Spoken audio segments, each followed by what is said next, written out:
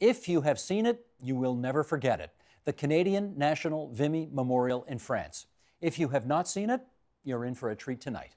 Canadian photojournalist Racheal McCaig took her camera to capture the memorial that immortalizes Canada's sacrifice there 100 years ago and the battlefield today.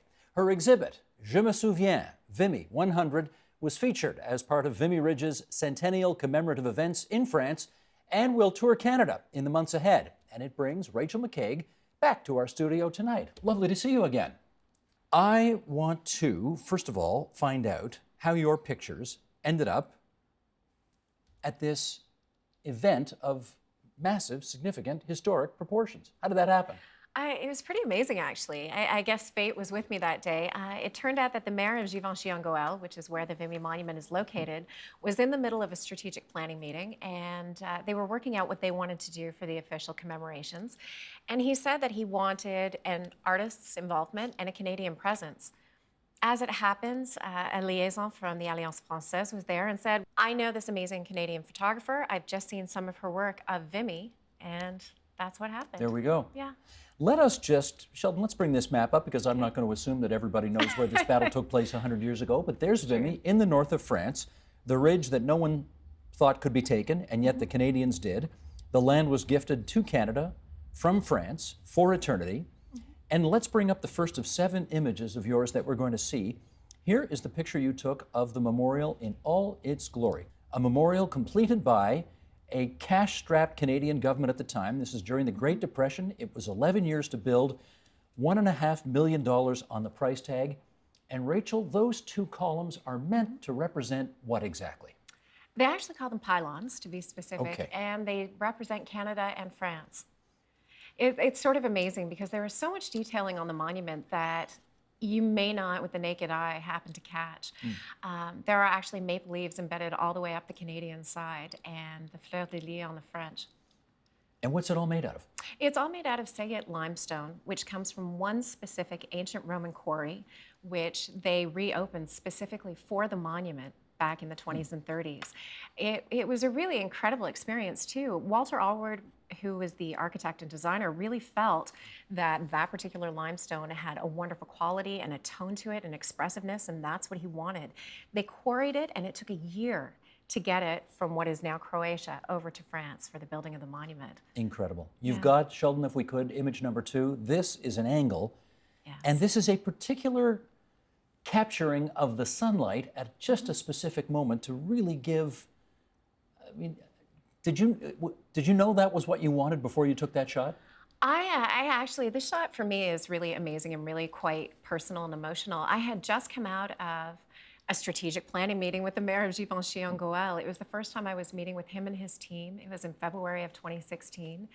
And I went back up to the hill, to the ridge, I should say, to revisit the monument and resurvey the land. And I walked up and I walked around the monument to that side and just saw the sunlight streaming in between the pylons. And was just so captivated and so taken. And I wasn't sure I'd be able to properly capture it through a camera lens, but I did. And then I think it was about 6 or 8 months later, I was reading up on Walter Alward. Forgive me, I'm getting nervous and emotional from that too. So I was going back through some of his journals and some of the articles that he had written, and he spoke specifically about that and about the fact that he created the monument so that at certain times of day, the sun would stream through and create what he called a cathedral effect between the pylons. I mean, presumably, given the way the sun, I was going to say the way the sun moves, but the way the earth moves, obviously, you've got a finite amount of time to be able to capture that just so. You do. So you had to move fast, I guess, to get that shot. Absolutely. And you did. I certainly did. And it was so incredibly beautiful. Because you could wait another year and never get that same shot. It's true. I mean, that's the luck of the draw of photography as well. I mean, you need to know your stuff, but you also have to have the elements working with you. Right. Walter Alward, tell us more about him. He was from my perspective, an incredible Canadian architect. Local boy from here in Toronto. He had worked at the Don Valley Brickworks. He created several monuments around Ontario, including the one for Alexander Graham Bell in Brantford. And a couple of other memorials here, but you know, it was a Canada-wide competition to design the Vimy Memorial. And he was one of, I believe it was 107 entries that went in. He was one of the 17 finalists. And what's amazing is when you look at the other finalists, you recognize immediately that his design really was the best. And that's not to belittle anybody else's work, but there was something about it that was just so captivating, so grand, so incredible. Even then, even just seeing a small little plaster maquette, it really just did pull you in. Well, it has stood the test of time, obviously. definitely Here we are has. still raving about it, whatever it is, 70 plus years later. It's true. What overarching message do you think he wanted to send with the particular design that he came up with? I think that there is no question that he really wanted to express the gravity of war. And he certainly positioned Canada's perspective as peacekeeping, or the peacekeeping efforts, really, really well. He, you know, the entire monument is filled with allegorical figures with all sorts of subtext. Again, just talking about the gravity of war and trying to find a way to express that. And again, this was what was then called the Great War, the war to end all wars. End all wars, yes. Nobody expected that we would have a Second World War just a few years later. So this really was the monument to stand as the testament to the end of all wars. And obviously, he didn't work on it by himself. He had a team do it with him, and using what kinds of tools to create what he eventually created. That's another pretty incredible fact about the monument. Vimy Ridge to this day is still strewn with undetonated explosives. So, for example, they can't use any heavy machinery at all, and they have sheep everywhere to cut the grass. They can't even use a lawnmower. So in the day when they were building the monument, they couldn't use any heavy machinery at all. So everything was done by hand with pickaxes and shovels and chisels and hammers, and that's it. That is really something. I think I shortchanged the monument a second ago. I said 70 years, but it's actually 80, it's about 80 and a half years since King Edward VIII opened it. I think there were 6,000 Canadians over there. This is a bit gross, but do the sheep ever step on an unexploded ordnance and blow up? They figured out that the sheep are just light enough that they're not going to detonate anything. So there have been no explosions. Okay, good. It to is know. a good question, exploding sheep, but no, they're very careful about that. Sheldon, let's bring up image number 3, 108 here. This is, I mean, this is the person we have come to refer to as Mother Canada. What is she meant to symbolize? Well, exactly that. She has actually many names depending on who you want to reference. I think most colloquially she is known as the Weeping Woman. She's also known as Canada Grieves, Canada Mourns, or Canada Mourning her lost sons and lost soldiers. The expression on her face is just so striking. She is the largest figure on the monument. And that's really what it is. It's Canada mourning, Canada grieving. It's a visual expression of all of our grief. You have a particular affinity or relationship with this figure? I think I have an affinity with all of them, but I do have a specific relationship with this one. Yes, I'm a photographer, but that's, for me, not quite enough. I need to know the story behind the lens. And I started looking that up and researching it, and I found the daughter of the woman who was the model for that. So the model's name was Edna Moynihan. She was a dancer from London. She'd been injured and sidelined and was, you know, a little down about that. And one of her friends saw an ad that Walter Alward had placed in the local newspaper looking for a model and was encouraged to go. And she ended up spending 3 years modeling for him. Wow, and you met her daughter? I've met her daughter. Yes, Okay. we've been in correspondence. In touch. And she has sent me some wonderful photos of her mother, too, from the time. Wonderful. There is, you know, it's very interesting. The Vietnam Memorial in Washington, D.C. is awfully powerful and stark. It is. Because it's got 52,000 names of dead soldiers on it. Yeah. And I had not realized that that's not the first one. No. And here we go. Sheldon, image number 4 here. This is the outer wall of the monument, and there are almost 12,000 Canadian soldiers' names engraved there. Missing, presumed dead, killed in action. This is stark. What was your reaction the first time you saw it? Well, I pretty much just gobsmacked, to be honest. It really is so incredibly powerful. And as you start searching through, you find so many familiar names. So whether you're directly attached to them or not, it doesn't matter. It still is, again, personalizing the experience. That's engraved on 3 sides around the ramparts of the monument. And they're all in alphabetical order. They were so meticulously done. Again, they were stenciled on and then hand chiseled in. It took the stonemasons 3 years to complete it. 12,000 casualties in a country that at the time was a third the size of it is today. Yes. I mean, think about that. That's an astonishing number of dead. Just And the all ratio kids. and proportion. Well, Almost exactly. all kids, right? They really are.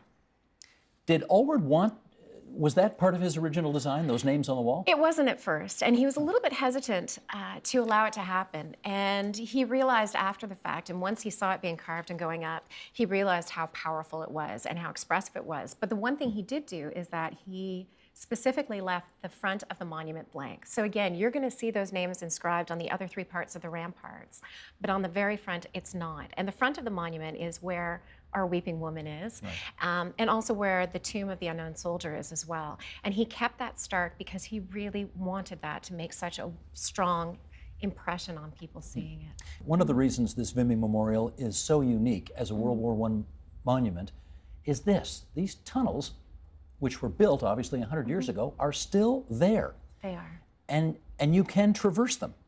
You can. It's really wonderful. Parks Canada gives guided tours through them, and these are all of the original trenches and tunnels. Now, I think what's interesting about this picture, if I may, Absolutely. black and white, right? Yes. As opposed to color. Yes. How come? You know what? I originally took the photograph in color, and it's green, which is wonderful, and you see all the lichen that's growing down there. But for me, to create a better sense of the history, and to be fair, a little better sense of the claustrophobia of what it actually feels like to be down there, I felt that it was important to flip it over. I felt that it was a far more powerful image in black and white than it was in color. You've taken the tour through those things? I have. I've gone through several times now. Is it creepy? It is a little creepy. Yeah. They have installed, so there was already electricity in these tunnels. I mean, they had electricity running through them. They had water pipes going through and plumbing going through. They had train tracks in there for transport. But what they did when they decided to open the tunnels to the public is they installed slightly better lighting. But what's amazing is they've got the emergency lighting set exactly in the spots of the original lighting from World War I. So what they always do as a bit of a gimmick on the tour is they shut down all the modern lighting and just turn on the emergency lights to give you a sense of what it was really like. And it is absolutely incredible. I mean, you are floored. It is so eerie down there. And it's still so hard to grasp that these men lived down there for months, just waiting for that moment when they would be given the go-ahead to make this attack and do this. Yep. And 3,500 died and 7,000 wounded. Let's do image number 6 if we can here. Again, a sense of claustrophobia, a sense of, you know, being entrapped somewhere. What are we looking at there, Racheal? We're looking at a gunner's site, which again, part of the preserved trenches that they have at Vimy, which is so wonderful and such a vibrant and relevant way to see history. For me, trying to figure out how to capture that as well, this is what the gunner would have seen. This is their sight line. That's the enemy line. How many inches across do you think that space is? Can you recall? Not very many, to be honest. It's small, right? First of all, even for me, I'm only 5'5", and I had to crouch to be in there. It's a really small space. There would have been several soldiers in there. It is just so hard to fathom and to comprehend what they lived through and what they were doing. By the end of Vimy, this was just a giant muddy pit. Right. So it really is just the way that it's all grown back. Gotcha. That's nature taking over from what man had destroyed. Image number 7, please, Sheldon. This is obviously part of the Vimy legacy as well. Yes, it is. Lots and lots and lots of dead young kids. Yeah. What did you learn about the men buried over there? Wow. This one, for example, is one of the only that's actually unnamed. But all the rest of them, every one of those names that's in there, and seeing them repeated over and over again with the same day of death of April 9th, 1917, becomes incredibly powerful. Some of them are dated, so they will have the soldiers' ages. Some of them are not. Some of them have epitaphs on them, but it doesn't matter. It's still, again, seeing that repeated notion of what we've gone through and what they sacrificed. One of the soldiers that I found was Percy Moore. And again, me being me, it wasn't enough for me just to take that photograph. I found all of their service records. So on Percy Moore's gravestone, it says he was 16 years old. Oh. Well, he lied. He was 15 when he enlisted, but his papers all said he was 18. So think about that. Think about that today. What 15-year-old kid do we know that would lie to actually get in the army to go fight for his country and do this and ultimately give the greatest sacrifice? He was from Carleton Place, just outside of Ottawa, by the way. And it just, again, it's so powerful, so emotional, and it's something that we tend to take for granted because we don't think about that. We don't think about the sacrifices that allowed us to be here today. We don't think about why we have our freedom, why we have our freedom of speech, why we can have our own opinions. Well, you know what? A big part of that is because of the sacrifice that those young men made. For those of you who think you've seen this monument before, but you're not sure, I just plucked this out of my pocket right now. Where's camera 4? Here we go. I mean, there's your $20 bill, everybody. And that's the backside of the 20. Yeah. I mean, there they are, the pylons. The most famous pylons in the world as far as Canada is concerned. You didn't have anything to do with this one, did you, on the 20? No, you take I that did shot? not. No. That's a little before my time, but yeah. I know that there are people who think we ought to be, as we call the single coin a loonie and the double coin a toonie, we should call this the Vimy. You up for that? Absolutely. Yeah. Yeah. The images that we have seen, just in conclusion here, were, I guess, taken a few years ago on one of your prior trips to Vimy, and you took that trip with your kids, right? I did. What do you think and or hope your children got out of that visit? Well, think and hope, and I know that all three of us went in there. We had never been there before. It was something relatively unknown. Again, like most people, we had seen it on the back of the 20, but didn't really understand what it meant or what it stood for. And for all three of us, it was so incredibly powerful. We actually had gone through the tunnels and trenches first. So by the time we came out and came up the road and saw the monument for the first time, well, we all stopped dead. I mean, my son was actually just talking about it this morning and saying, you know, Mom, I was thinking back to the first time we were at Vimy and just how enormous it is and how beautiful it is. And that's coming out of the mouth of an 11-year-old boy.